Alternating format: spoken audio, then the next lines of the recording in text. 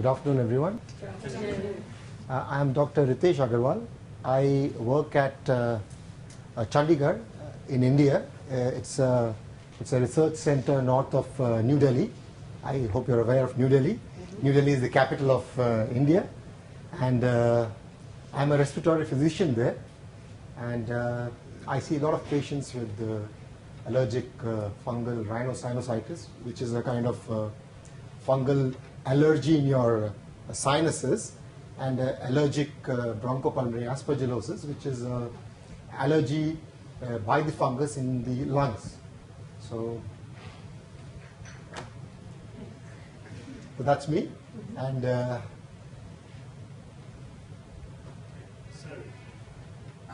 so do you have any questions on that, or have you presented something today?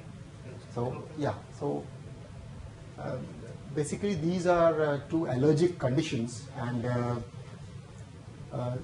they are known to go on for a while. So and they are known to recur. So both these conditions, which are fungal sinusitis and allergic aspergillosis, recur. But now we have good methods for diagnosing these conditions early. So we screen all patients who have asthma coming to our chest clinic, and we screen them with a very simple blood test, and then we determine whether they are likely to develop allergic bronchopulmonary aspergillosis or not. Because it has been seen that if you're able to diagnose these conditions early, before it affects your lung and chews the lung, the fungus, because of the allergy, chews the lung. So if you're able to diagnose these conditions early, it has very good outcomes. Our patients do very well. Although these conditions recur on and off, they have to come to the hospitals on and off, but they do very well with treatment. The other thing is the allergic fungal rhinosinusitis, which is the allergy of the sinuses. I don't see that because I'm a respiratory physician. That is seen by my ENT, the ear, nose, throat doctors. But because both these conditions can occur together, so we generally have patients who are suffering from both allergic manifestation in the lung as well as in the sinus, and so we treat them together, and we try to ensure that they're able to maintain a very good functional status.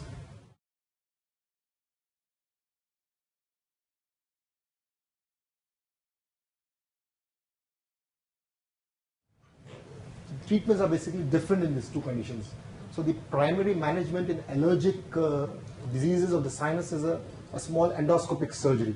So an anesthesia is given and the endoscope is passed. What happens in this allergic sinusitis is that the sinuses, which are structures here, they get blocked. So you relieve the blockade by endoscope. You take away the muck which is filling, and then the patients take nasal steroids. And they do that saline irrigation. You put some saline in your nose, and they do very well with that. In contrast, the allergic aspergillosis, you have to give them steroids for a while, and then antifungal drugs for a while. We commonly use itraconazole, and there are problems, but patients do very well. I've seen my patients, young kids now getting married, and they're doing very well, and their kids come and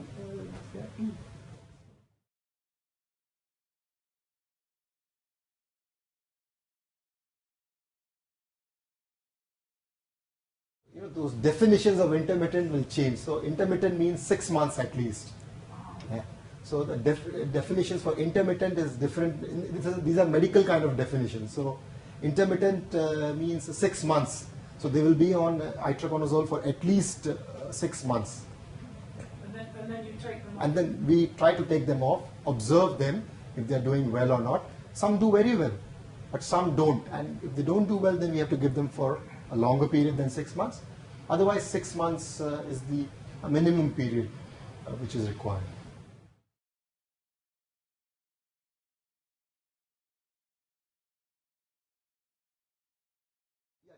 Both for the efficacy as well as the side effects. So the efficacy comes up in 6 months, And then if you give for longer, there's a risk of side effects. So you take a balance between the two.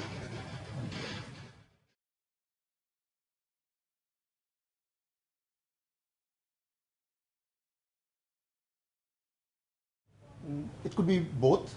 It could be due to both. It can be because of increased exposure. India is a warm, humid climate, and then we have this harvesting seasons and all where you have a lot of wheat thrashing. I don't know whether you've heard this term, wheat thrashing. So they thrash the crop, the wheat is thrashed, and then and that releases a lot of fungal spores. And unfortunately, because the country is primarily a farming country, the place where I work, so there's a lot of wheat thrashing, and those seasons we see a lot of allergic exacerbation of the sinusitis as well as the ABPA.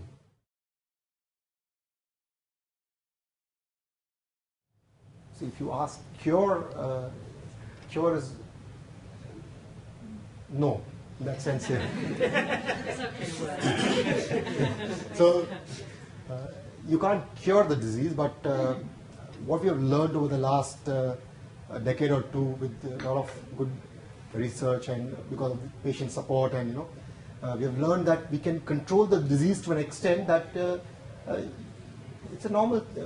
My patients do very well, and it's really the treatment protocols have really changed the outlook of patients. They do very well. I'm very happy for them, and.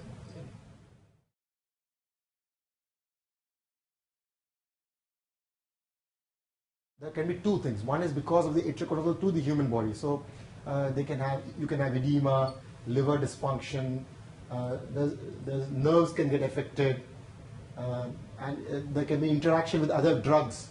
So itraconazole can interact with a lot of drugs and increase the side effect of other drugs also. The other thing is because you are giving it against a fungus, the fungus can develop resistance. So if you expose a fungus to a lot of drugs, the fungus, becomes intelligent, causes some mutation in itself, and then becomes resistant to the drug itself. So does that mean that itraconazole and certain inhalers do actually have interaction? Yeah, they can also do, especially the steroid inhalers. The inhaled steroids, if you give them along with the itraconazole, they can significantly increase the level of the steroids and can cause the face to become round, and a lot of steroid-related side effects can.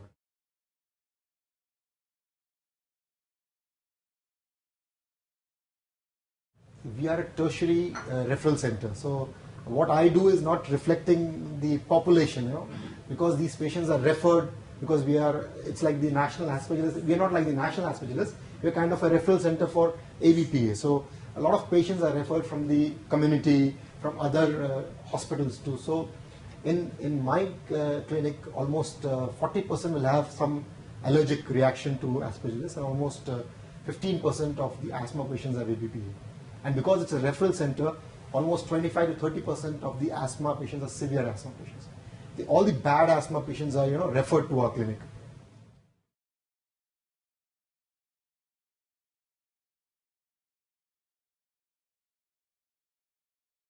We are a 125 crore country, 1 billion population. So our outpatient, I see about, our clinic sees about 60,000 patients a year.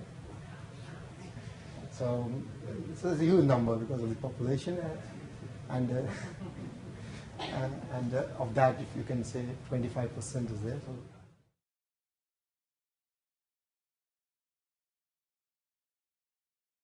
the primary drug is steroid and itraconazole, and once those fail, then we try to give drugs by the inhaled route.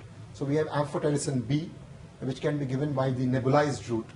So that can decrease the systemic side effects of antifungal drugs. So we use nebulized amphotericin also quite frequently.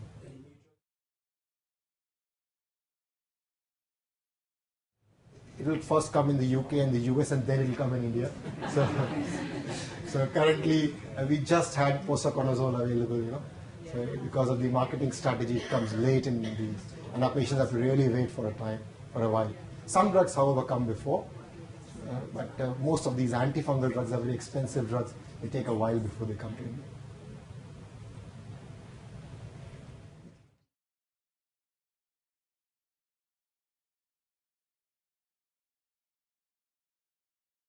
Always, always. They have face masks, plus we have the small, machines which, suck in the, what is that called? The HEPA filters. We have, so the patients use those HEPA filters at home. So we try to minimize all the exposure to the fungi. Because, it's very easy to tell the patient, you change your house because there's some leak there, but it's not possible. You don't get a house in India so easily.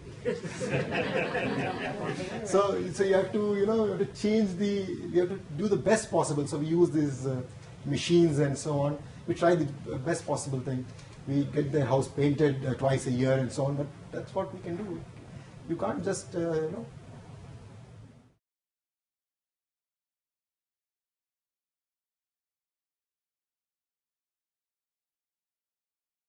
Symptom-wise, they may be same.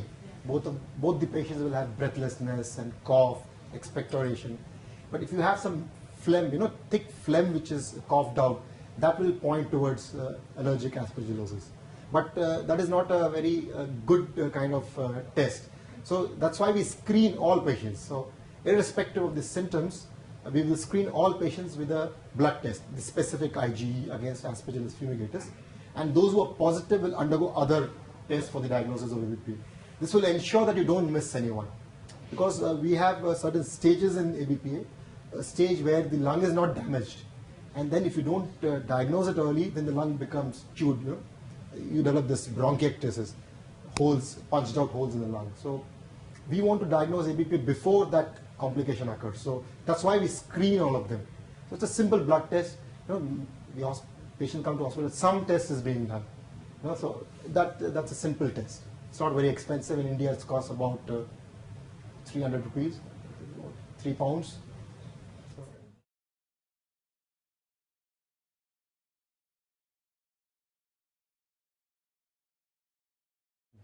That cannot be determined.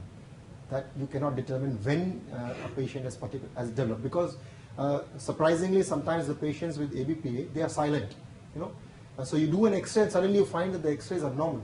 So many times we have diagnosed patients because of the abnormal X-ray and no specific symptom.